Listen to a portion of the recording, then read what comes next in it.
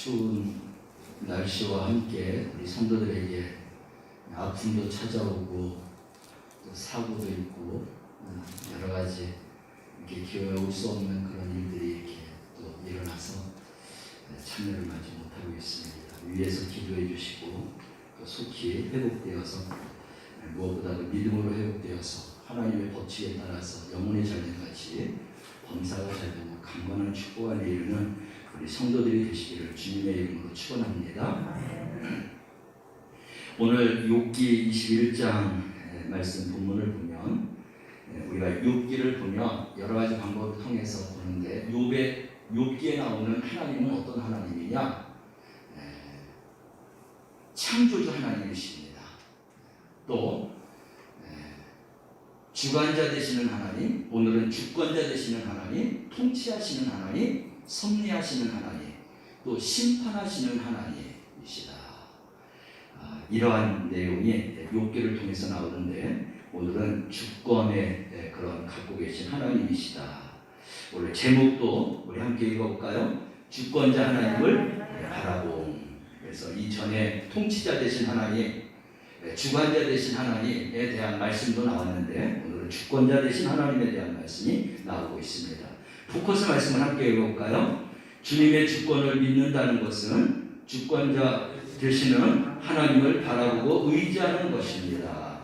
그냥 주권자 되시는 하나님만 믿지 말고 그분을 바라보고 의지하고 따라가고 함께 동행하는 삶을 살아가는 우리 성도들 되시기를 바랍니다.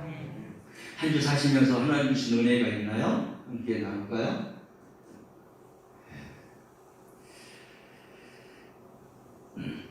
우리 노벨상 있지 않습니까? 스웨덴 과학자 알프레드 노벨이 1895년 작성한 그 유언에 따라서 매 해마다 인류의 문명 그리고 발달에 기여한 사람들에게 주는 그러한 상이 노벨상입니다. 이 지구상에서는 노벨상이 아주 으뜸이 되는 그런 상이다라고 하겠습니다. 그래서 5가지가 있는데 첫째는 노벨 물리학상입니다. 그리고 노벨 화학상이 있고 노벨 생리학상이 있고 그리고 노벨 문학상이 있고 노벨 평화상이 있어요. 해마다 이렇게 발표가 되고 있습니다.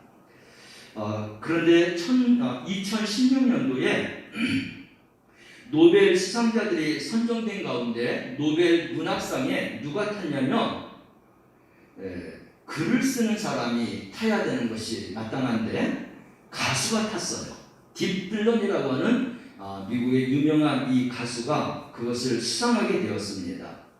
이 밥 딜런의 본명은 원래 로버트 앨런 지어맨이라고 하는 이름인데 영국의 시인 토머스 리 딜런이라고 하는 사람을 굉장히 좋아했어요. 그 사람의 시를 굉장히 또 좋아했습니다. 그래서 그 시를 가지고 자기가 작곡하고 하면서 그러면서 이제 노래를 부르게 되었습니다. 그러니까 시를 노래한 그런 가수이다라고 하겠습니다. 그러면서 이 로버트 딜런이라고 하는 사람이 기독교인이었고 믿음이 굉장히 좋았는데 그 사람의 그런 시만 가지고 노래하는 게 아니라 그 사람이 가졌던 믿음도 함께 따라서 그래서 예수님을 영접하고 그리고 예수님을 잘 믿게 되었습니다. 이렇게 어디든지 가든지 간에 그 믿음을 가지고 시를 노래하고 또 복음을 전하면서 많은 사람들에게 영향력을 끼쳤어요. 근데 그 노래의 가사가 바로 이 시로부터 나왔기 때문에 그래서 전 세계적으로 문학적으로 영향력을 끼친 사람들을 찾다 보니까 소설가, 수필가 그런 사람이 아니라 가수였지만 그러나 로버트 딜런이라고 하는 이러한 사람의 그 시를 가지고 노래하면서 많은 사람들에게 영향력을 끼친 그래서 문학적으로 영향력을 끼친 사람이다 해서 그 가수가 문학상을 타게 되었다는 거예요. 영광스러운 것이죠. 오늘 저는 여기서 무엇을 얘기하냐면 바라봄의 법칙이라고 하는 게 있습니다. 그것은 뭐예요? 누군가 내 마음에 끌리고 그리고 그 사람의 인생과 그 사람의 사상과 그 사람의 어떤 생각, 그런 삶이 본받고 싶어갖고 그 사람을 계속 바라보는 겁니다. 그렇게 바라보면서 살다가 보면 나도 모르는 사이에 그 사람을 닮아가게 되는 거예요. 그래서 심지어는 얼굴도 닮아갈 수도 있고, 생활의 패턴도 닮아갈 수 있고, 그리고 사상이나 그 생활도 다 닮아갈 수 있다는 것이죠. 오늘 이 문학상을 받은 이 사람이 자기가 존경하는 사람을 닮아가다가 보니까 그래서 정말 그런 인격을 품은 것뿐만 아니라 이런 노벨 문학상까지도 탈 수 있었다. 우리는 그럼 누구를 바라봐야 되느냐? 바라봄의 법칙을 따라서 누구를 바라봐야 되느냐? 우리는 당연히 그리스도인입니다.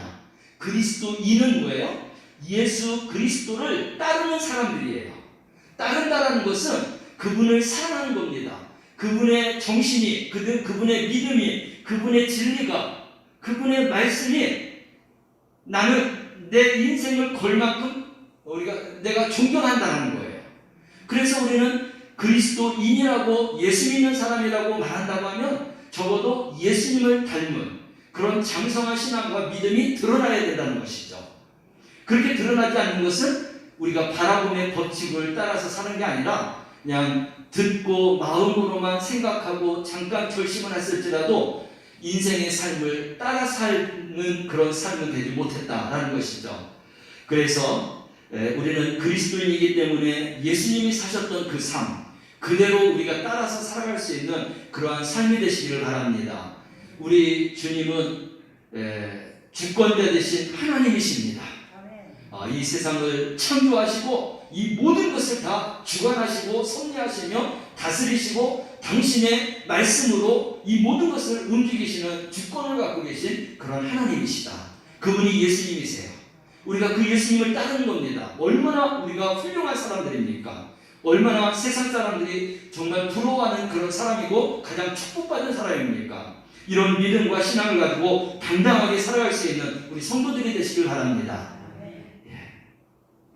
욥은 그러한 믿음이 그에게 있었어요.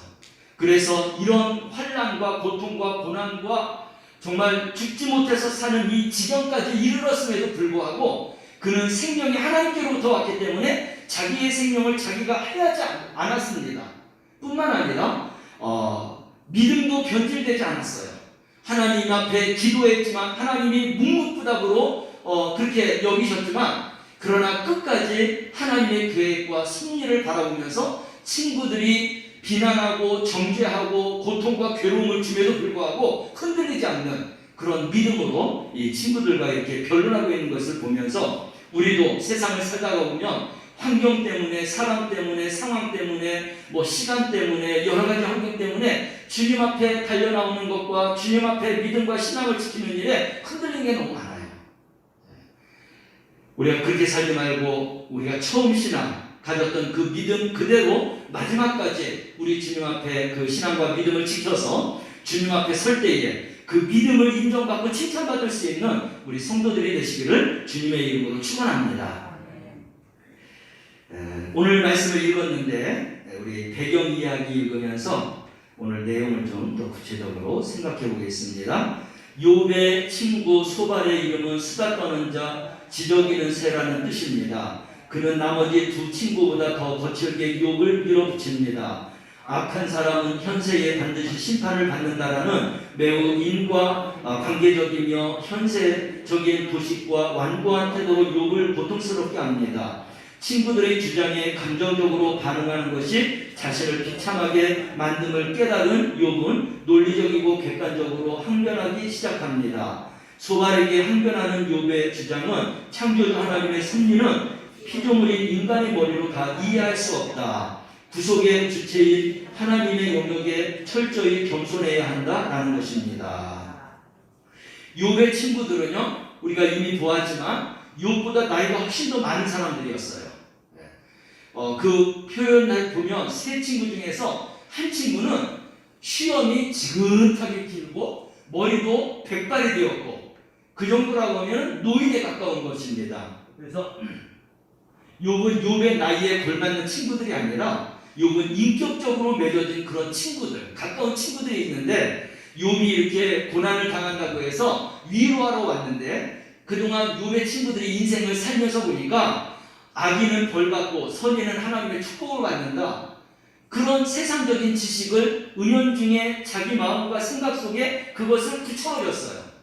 그리고 욥을 위로한다라고 생각하면서도 내가 뭔가 이렇게 재산도 빼앗기고 종들도 죽고 자녀도 죽고 너까지 피부병이 걸리고 하나님 앞에 기도를 해도 응답되지 않고 내가 젊었을 때 너도 모르는 사이에 죄를 지은 게 있기 때문에 하나님 앞에 이게 벌 받는 거 아니냐, 이게 하나님의 진리 아니냐, 그러므로 너는 회개해야 된다. 그러면 하나님이 혹시나 다시금 너에게 재앙을 거두고 그리고 너에게 축복해 주시지 않겠느냐. 세 친구의 그런 이야기는 오직 거기에 꽂혀 있는 거예요. 인과응보와 권선징악과 그 인생, 이 세상 사람들이 생각하는 그런 진리를 가지고 욥에게 계속 이야기하는 겁니다. 근데 욥은 세상만 바라보는 게 아니라 하나님의 영적인 세계를 알았어요. 내가 살아오면서 나도 모르는 죄가 저 있을 줄 몰라도 내가 죄를 기억하고 생각하는 것이 있다라고 하면 주님 앞에 속죄제를 드렸고, 내가 알지도 못하고 깨닫지도 못하는 가운데 우리 자녀들이 혹시 죄를 지었을까봐 그래서 생일잔치가 끝나면 자녀들을 다 데려다가 그래서 하나님 앞에 속죄제를 드리면서 나는 정말 의롭게 살았다, 죄짓지 않고 살았다. 그래서 나에게 죄로 인하여서 이 벌을 받는다는 것은 나는 그걸 받아들일 수 없다. 그리고 내가 하는 상식의 그 신앙으로는 하나님이 내가 죄를 져서 이렇게 나에게 벌을 주시는 게 아니라 하나님의 원초적인 계획과 섭리가 있는 것 같다. 그래서 나는 그 하나님의 계획과 섭리를 내가 알기를 원한다 라고 하면서 친구들에게 변론하는 겁니다. 그러니까 친구들은 세상적인 이치와 진리를 가지고 욥을 정죄하는 것이고 위로하러 왔지만 욥을 더 괴롭게 만드는 겁니다. 정죄라는 것은 너는 죄가 있다, 그러므로 너에게 이런 벌이 내리는 것이다. 그 세 친구들의 종합적인 이야기는 바로 그런 이야기예요. 어떤 친구는 좀 약하게, 그리고 조금 약하게, 조금 더 약하게 했지만 오늘 이 소발은 아주 대놓고 욥에게 비난하는 겁니다. 왜 이렇게 교만하냐? 이 세상 진리가 그렇지 않느냐? 죄를 지면은 벌을 받고 내가 선하면은 이제 하나님이 축복해 주시고, 근데 네 꼴이 이런데 네가 어떻게 죄가 없다라고 말하느냐? 그렇게 당당할 수 있느냐? 그러면서 아주 정죄를 하되 비난하고 비판하고 아주 강하게 밀어붙인 겁니다. 이 소발이라고 하는 사람은. 그러니 욥이 더 고통스러운 것이죠.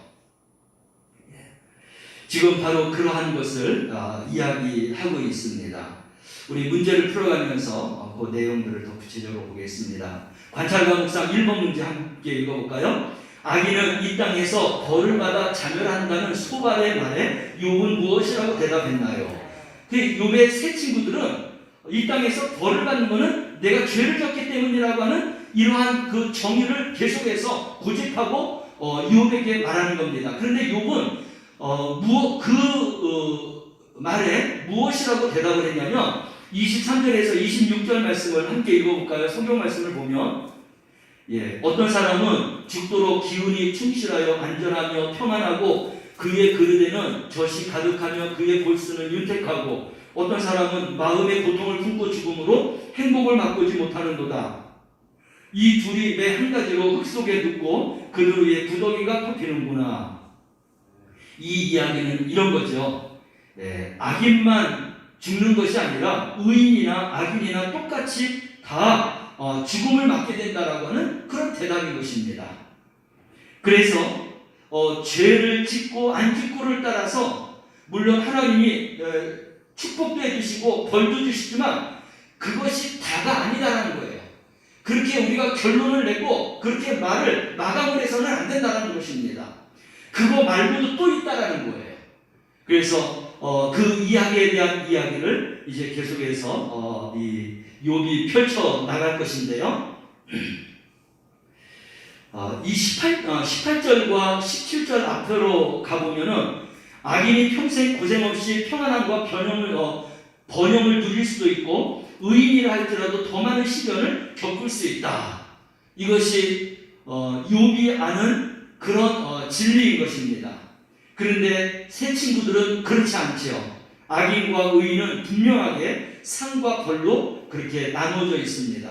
그러나 욥은 악인이라도 그렇게 꼭 벌을 받아서 그 결과가 죄악으로 치닫고 그리고 비참하게 끝나는 것이 아니라 그가 죽을 때까지도 평안하고 번영을 누리면서 그렇게 죽을 때도 있다라는 것입니다. 그리고 의인이라 할지라도 다 하나님의 축복받는 게 아니라 죽을 때까지 시련을 겪고 고통을 겪다가 죽는 경우도 있다는 것입니다. 세상적으로 말하면 너무나 불공평하죠. 그런데 하나님의 영적인 세계로 말하면 그 말이 이치가 맞는 것입니다. 왜냐하면 하나님은 당신이 이 땅을 져놓고 당신의 뜻대로 우리 모두를 섭리해 가시기 때문에 그래요. 하나님의 계획이 있기 때문에 그렇습니다. 지금 욥이 당하는 이 고난이 바로 의인임에도 불구하고 계속해서 고난당하고 있다는 거예요. 이게 하나님의 계획과 섭리라는 것입니다. 우리가 이런 것까지도 알아야 되겠죠. 오늘 새벽에도 말씀을 드렸어요. 그 대표적인 예 신약에서 찾아보면 예수님이세요. 하나님의 영광을 버리시고 이 땅에 예수 그리스도의 이름으로 내려오셨어요. 하늘의 영광을 가지셨으면 그 영광을 가지고 이 땅에 내려왔다 보면 온 세계 만방의 만민들이 우리 예수님을 영광스럽게 숨기고 존경하고 경배해야 되는 것이죠. 근데 우리 주님의 뜻은 그게 아니었어요. 하나님의 뜻은 그게 아니었어요. 죄 많은 이 세상 사람들 하나님의 심판 앞에 영원히 죽을 수밖에 없고 그리고 영광을 받을 수밖에 없고 저주받을 수밖에 없고 영원히 죽을 수밖에 없는 이런 존재를 살리기 위해서는 그들이 갖고 있는 죄를 하나님 스스로가 예수님이 그걸 끌어안고 십자가에서 죽어야만이 우리의 죄를 해결할 수 있기 때문에 예수님은 오셔서 죽으셨어요. 근데 그 죽음의 이름은 그 깊이를 많은 사람들이 깨닫지 못했습니다. 하나님의 뜻을, 주님의 뜻을 깨닫지 못하고 주님은 불의한 재판으로 인하여서 억울하게 죽으셨습니다. 어디에서 우리 주님이 참된 그런 계획과 섭리를 할 수 있냐면 부활하심으로. 죽음 가운데 3일 만에 부활하시고 승천하시고 하나님 우편에 계시며 마지막 날 천군천사와 함께 호령의 나팔 소리와 함께 재림하실 그 영광을 우리가 아는 그 순간에 우리 예수님께서 불의한 재판으로 인하여서 죽었다라는 것이 그거로 결론이 끝나는 게 아니라 우리 하나님의 계획과 섭리가 있으셨구나라는 거예요. 그래서 그거를 깨달으면서 우리는 예수를 믿게 되는 것입니다. 불의한 재판관으로 억울하게 이 세상에서 제일 참혹하게 죽은 그런 십자가형에 달린 예수를 우리가 믿게 되는 거예요. 왜냐하면 그 고난 뒤에 영광을 얻으신 주님을 바라보면서 우리도 이 땅에서 고난을 받는다 할지라도 주를 믿는 자들마다 다시 살아날 것이고 영원한 영생 가운데 우리를 이제 거두신다고 했기 때문에 그 믿음을 가지고 그 계획과 섭리가 하나님 앞에 있기 때문에 우리가 믿음을 갖는 것입니다. 근데 욥이 지금 그런 믿음을 가지고 너희들이 죄를 지면은 벌을 받고 의인들은 잘 살고 그걸로 너희들이 결론을 내는데 그게 아니다 라는 거예요. 봐라 세상 조금 더 넓게 영적인 세계를 한번 열어봐라.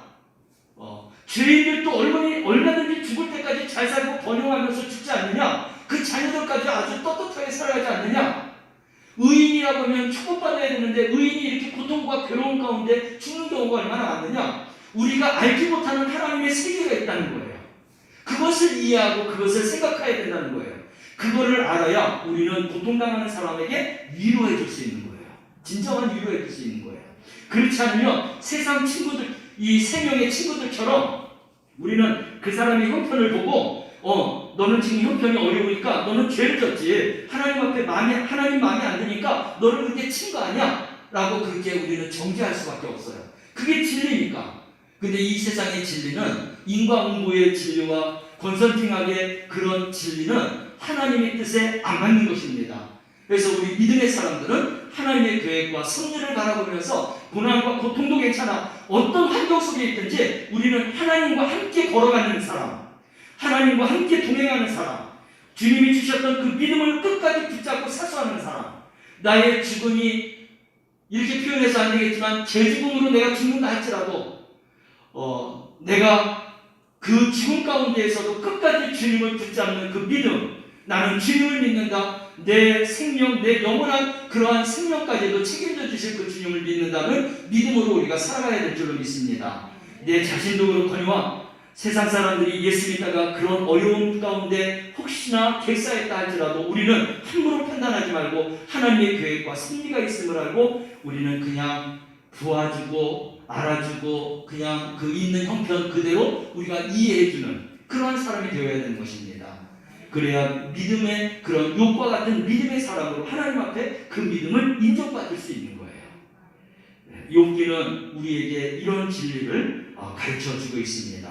적용과 나눈 1번 문제를 풀어볼까요? 악인이 번영하는 것을 보면 어떤 생각이 드나요? 악인의 형통함을 어떻게 받아들이고 어떻게 이해할지 나누어 보세요. 이미 말씀을 드렸잖아요. 그래서 제가 답을 이미 이야기했기 때문에 우리 읽어보면서 이 답을 잘 풀어가 보도록 하겠습니다.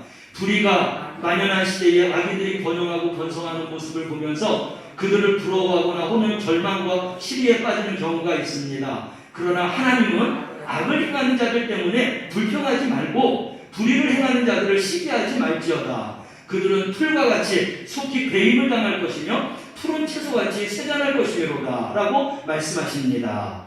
악한 사람이 잘 먹고 잘 사는 것을 부러워할 이유도 그 모습을 보며 절망할 필요도 없는 이유는 하나님이 그들을 심판하실 것이기 때문입니다.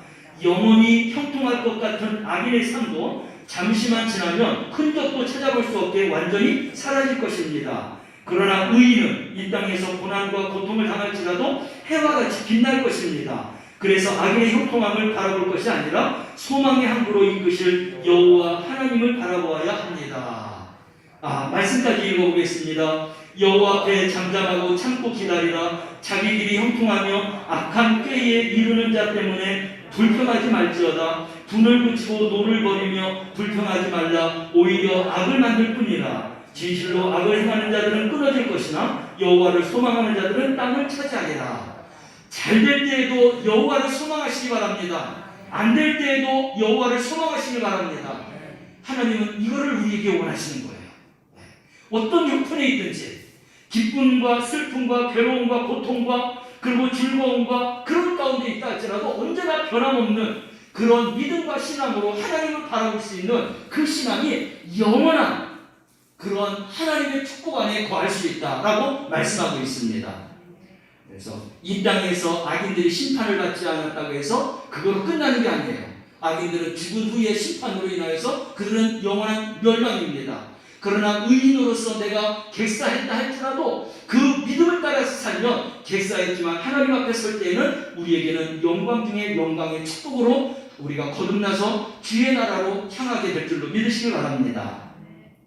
이 믿음이 있으면 우리는 변치 않게 되는 거예요. 자, 관찰과 묵상 두 번째 문제를 풀어보겠습니다. 위로받는 사람의 입장에서 욥은 새 친구의 위로를 어떻게 생각했나요? 이제 욥은 지금 친구들로 인해서 위로를 받습니다. 근데 새 친구들의 위로를 해줬는데 어떻게 생각했냐? 34절에 아주 결론을 내고 있죠. 함께 읽어봐요. 그런데도 너희는 나를 헛되이 위로하려는구나. 너희 대답은 거짓말뿐이니라. 이 세상의 진리로 우리를 판단하는 것은 다 헛된 거예요. 거짓인 것입니다. 할렐루야. 우리 하나님의 계획과 섭리를 아는 영적인 그런 해석을 가지고 신앙생활하는 사람이 참된 진리이고 참된 진리 위로의 그런 삶 가운데 살아가게 될 줄로 믿습니다.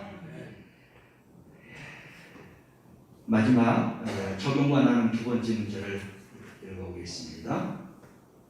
누군가 나를 위로하려고 한 말이지만 그 말이 상처가 된 적이 있나요? 내가 위로라는 명목으로 상대방을 정죄한 적은 없나요? 여러분, 우리가 힐링이라고 하는 단어를 우리가 많이 썼죠. 힐링은 너무나 좋습니다. 자연 속으로 가면 자연을 통해서 위로를 받고 또 어떤 기분의 전환이 되고 좋은 사람을 만나면 사람을 통해서도 우리의 인격과 우리의 마음이 또 편안해지고 여러 가지 그런 이제 환경 속에서 우리가 힐링하는 그런 삶을 살아가요. 근데 진정한 이 힐링은 우리가 바로 하나님 앞에 있다는 것입니다. 그래서 하나님으로 인하여서 정말 힐링받으면서 우리가 살아가야 하는 것인데 하나님은 우리에게 어떤 고난 속에서도 하나님의 음성을 듣게 되면 그 고난을 이기고 승리하고 기쁨과 즐거움과 정말 행복한 믿음의 삶을 살아가는 사람이 되게 되는 것입니다. 그래서 이미 우리 성도들이 그런 것을 경험했을 것입니다. 어려움과 고통 가운데 있는데 기도하는 중에 하나님께서 이런 모습 저런 모습으로 위로해 주시고 격려해 주시고 함께 해 주시고, 저도 모든 것을 다 잃어버리고 다 사라져버리고, 심지어는 부모님들까지도 하나님께서 또 불러가 주시고 아무것도 없는 그런 상황 속에서 정말 외롭고 고독했죠. 물론 누님 한 분이 계셨어요. 우리는 아버님이 이북에서 올라오셨기 때문에 이 친척이 그렇게 없습니다. 작은 아버님 있고 형제 외에는. 그렇지만 그렇게 고독하고 외롭고 정말 쓸쓸한 그런 인생을, 그냥 나 홀로의 인생도 좀 외로운데 모든 것을 하나님이 다 걷어가시니까, 생활권도 걷어가고 사업장도 걷어가고 또 심지어 부모님들까지 다 이렇게 이제 하나님께서 부르시고 혼자 정말 살아가는 그 삶 속에서 너무나 외롭고 고되니까, 그래서 저는 이제 일하다가 교회에 가게 되었어요. 그래서 교회에 성가대실에 갔던 것 같습니다. 성가대실에 가서 새벽 2시인데 그때 하나님 앞에 기도하는데 하나님이 찬송을 주세요. 217장이에요. 주님의 뜻을 이루소서.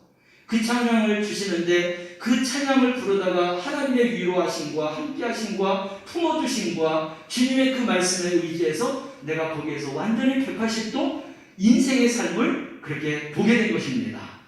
그래서 세상을 의지하던 것을 하나님을 의지하게 되고, 내가 죽기까지 내 인생이 끝나기까지 우리 주님을 위해서 내가 살겠노라. 지금까지 그렇게 살아왔지만, 그러나 이런 외로움과 고통 속에서 헤어나지 못하는 그런 약한 믿음이었지만 그런 찬양을 주심으로 인하여서 흔들리지 않는 믿음과 신앙을 갖게 되었어요.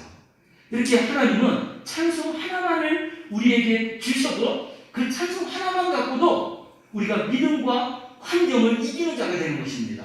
그런데 하나님이 또 음성을 들려주셔서 요소가 내 일을 해다오, 요소가 내 일을 해다오, 내가 너와 함께하겠다 라고 하는 음성까지 들으니 얼마나 저의 믿음과 저의 신앙 속에 하나님이 축복해 주신 겁니까? 그런 음성 몇 번 들었다고 정말 흔들리지 않는 신앙과 믿음을 가지고 지금까지 살아오고 있어요. 앞으로도 잘 살아가기를 위해서 소망하고 기도하고 있습니다. 사랑하는 성도 여러분, 우리 주님의 위로가 완벽하실 겁니다. 사람의 위로도 위로가 될 수 있어요. 그러나 사람의 위로는 불완전합니다. 그러나 하나님의 위로는 완전하세요.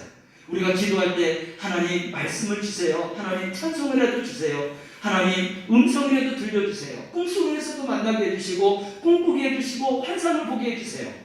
환상을 봄으로 인하여서, 그래서 그 환상으로 인하여서 또 내 신앙과 믿음이 흔들리지 않는 그런 믿음과 신앙으로 하나님만 바라보게 되고 주님의 손만 붙잡게 되고, 그런 믿음의 신앙과 체험들을 우리가 해야 되는데, 우리는 위로받을 때 누구에게 위로받기로 하냐면 하나님에게 위로받는 성도들 되시길 바랍니다. 어려운 가운데에서 우리가 정말 때로는 물질 때문에 은행을 드나들어야 되고 사람에게 가서 또 굽스려야 되고 여러 가지 이런 어려운 환경들도 있을 것입니다. 그러나 그런 것이 다가 아니라 이런 모든 것들을 주관하시는 주권을 갖고 계신 그 하나님을 생각하고 하나님 앞에 맡기고 의지하고 살아갈 때 하나님께서 우리의 삶을 가장 좋은 길로 인도해 주실 줄로 믿습니다.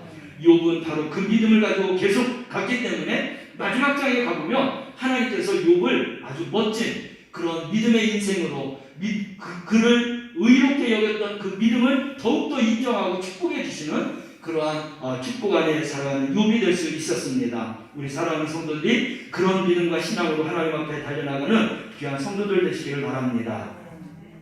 말씀 다지기 읽고 말씀 다지기 읽습니다. 누군가를 위로할 때는 그리스도의 사랑을 기억하며 말하고 행동해야 합니다. 죽음은 누구도 넘어설 수 없는 인간의 한계입니다. 의인이든 악인이든 부유한 사람이든 가난한 사람이든 모든 사람에게 죽음은 일반입니다. 하나님은 악인을 즉각적으로 심판하실 때도 있지만 심판을 보류하실 때도 있습니다. 또한 의인에게도 고난을 주십니다.